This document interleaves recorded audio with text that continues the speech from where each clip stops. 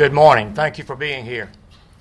As many of you know, when I took office some 2 years ago, the reserve funds for our HOPE and pre-K programs were rapidly depleting, and it was predicted that they would go broke this year. Because of the courageous action that we took, and that included the actions of the General Assembly, both Republican and Democrats, we've now stabilized our lottery fund programs and are now adding back to those programs as our funds are available. I previously announced in my budget that it included 10 extra days to be added back to the pre-K program, thereby restoring it to a full year of 180 school days, and a 3% increase in the HOPE recipients who were receiving HOPE scholarships.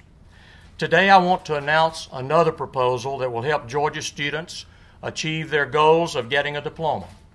After talking with members of the General Assembly on both sides of the aisle and with their encouragement, and after crunching the numbers with our budget office, I'm glad to report that we'll be able to lower the GPA requirement for the HOPE grant back to 2.0 after having raised it to 3.0 2 years ago.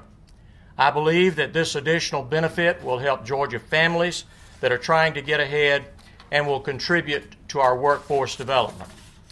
The 3.0 average is in the current law, and therefore we'll need to pass legislation to implement this change.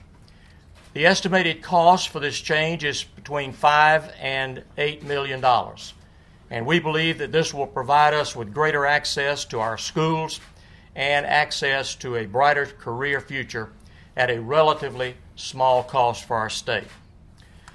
Since the needed HOPE reforms were implemented, we've seen a decline in the enrollment in the technical school system and also in the university system. But we've seen a disproportionate drop in the technical system. Now, some of that is for good reasons. With the economy picking back up, more people are returning to the workforce. Some left because of the transition from the quarter system to the semester system.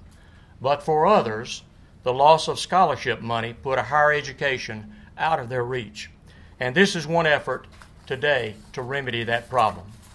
We're able to expand our HOPE grants for our technical colleges because of strong growth that we've seen in lottery revenues. In the first 6 months of this fiscal year, deposits were up $32 million, a 7.6% increase over the same time period as of last year. Of course, increasing the number of grant recipients does no one any good if the student doesn't finish with a degree. Put simply, we need more Georgians with college or technical college degrees in order to attract the jobs of tomorrow into our state. And that's why I'm attaching language to move the higher education funding in Georgia from an enrollment-based formula to an outcomes-based formula as recommended by the Higher Education Funding Commission. I'm proud to stand here with a bipartisan group of Georgia leaders committed to helping all Georgians attain a higher education degree.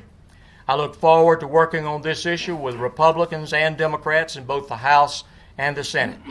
In the chambers, of course, I work through my floor leaders, but I'm happy to say that we have been working with Representative Stacey Evans of Smyrna, who has worked with us on this issue, along with others of the Democrat side, Stacey Abrams, Calvin Smyrie, and of course the Republicans who have been interested in this issue along as well.